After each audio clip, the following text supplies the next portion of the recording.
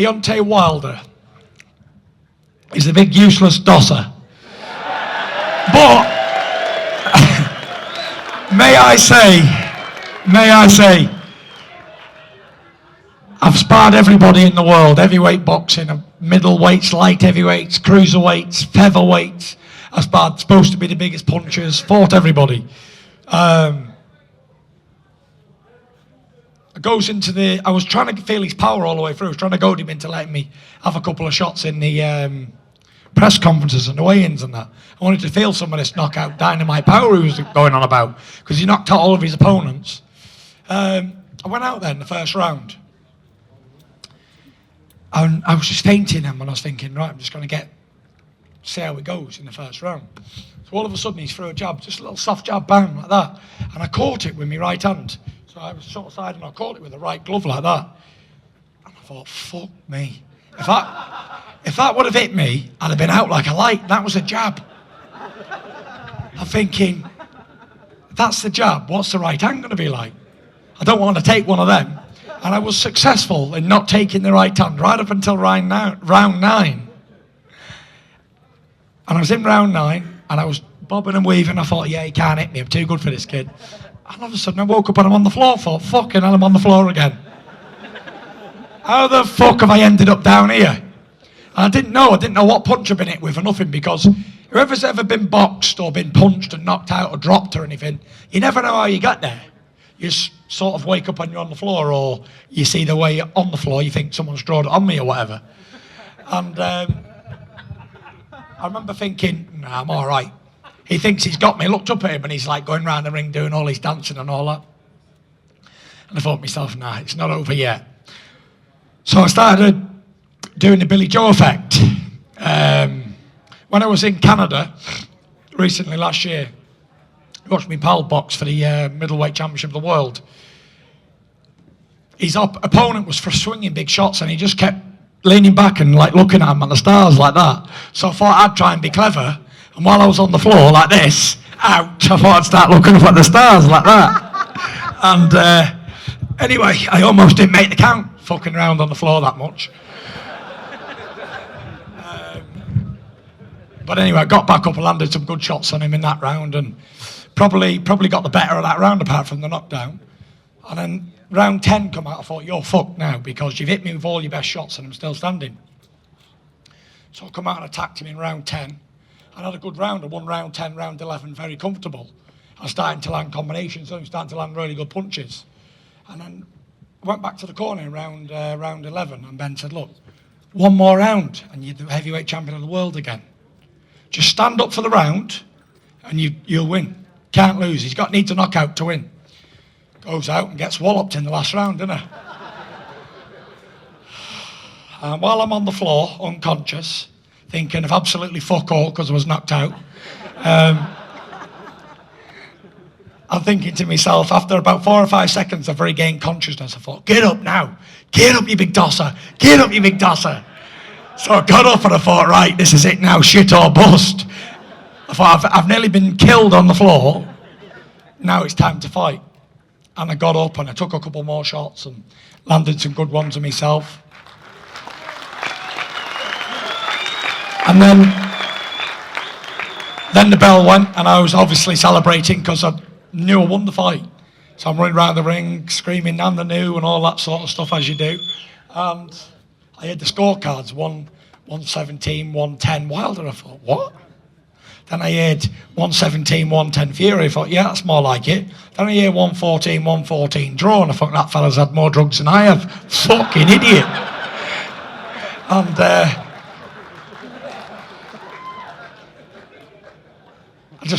do you know what? I was half sick at the beginning of it all for about 10 seconds. And I was looking outside the ring and I could see my brother Shane. He's as big as me, but 30 stone. And he was kicking off, and there was about 14,000 fans over there, supporting me. So I thought, in a minute, this place is going to be smashed up. We're all going to get a bad name. We're all going to get deported, and I'm never allowed back in America ever again. I already had trouble getting in there.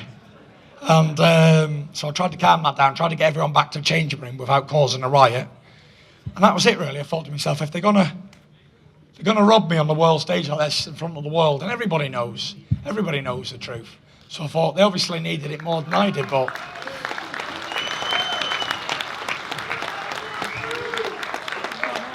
the thing I really wanted to show, though, why I kept my composure, I didn't go back to hell again, because after training your nuts off for so long and coming back against all the odds and then to be on the biggest stage and win and not get it, that's enough to drive a man back to where he came from.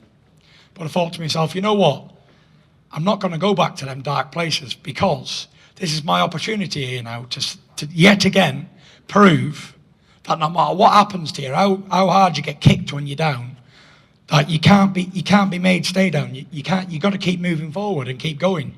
And I think I proved that again by not going back to the darkest places that I ever was, and kept positive, kept in shape, and kept fit. So that was the main ambition, not to let it get me down, and it didn't. You know, I've been training every day since the fight, sometimes twice a day. I weighed 18 stone 2 yesterday, so I'm ready to fight. I'm just waiting on an opponent and a date to happen, and I'll be back in there. So you have a 5-fight deal now with ESPN. Congratulations. So I've heard, yeah. Congratulations, massive deal for yourself in America.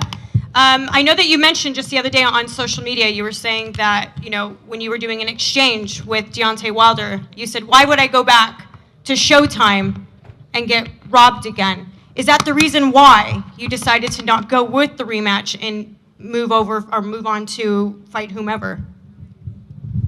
It's one of the reasons why we're not going back on Showtime again, because it seems that I'm unbeaten in 28 fights. I'm the lineal heavyweight champion of the world. I've won every belt there is to win in boxing. But I still feel like I'm a journeyman opponent for everybody. Oh yeah, just call Tyson, he's a jippo, get him in the ring, he'll go and fight anybody. Do you know what I mean? It's like I've got to travel around the world fighting everybody and anybody. Just send him, he'll go.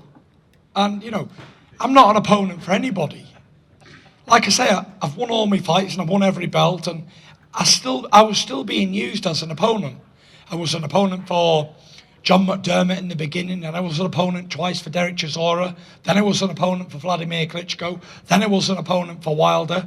Then they wanted me to be another opponent. I was just like, do you want me to lick your nuts as well while I'm at it?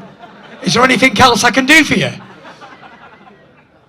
And it's been a crazy old ride, you know, because after everything I've achieved in boxing and all the fights I've won, to still be being used as an opponent for people.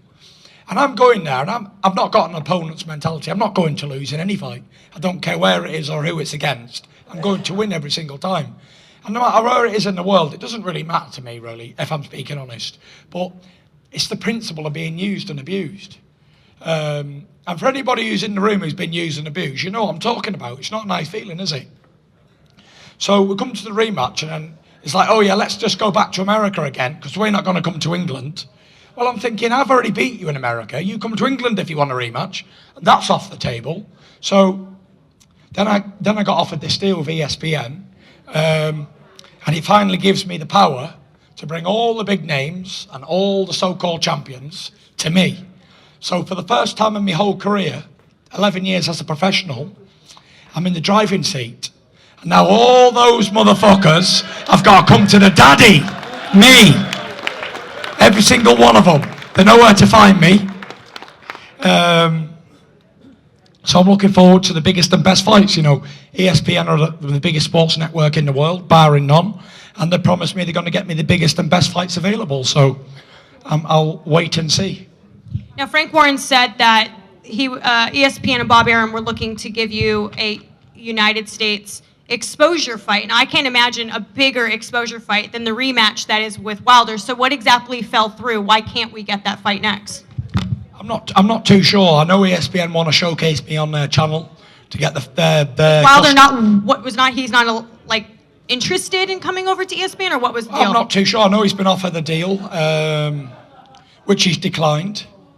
So it seems to be that unless it's in their favour 90-10, they don't want to know.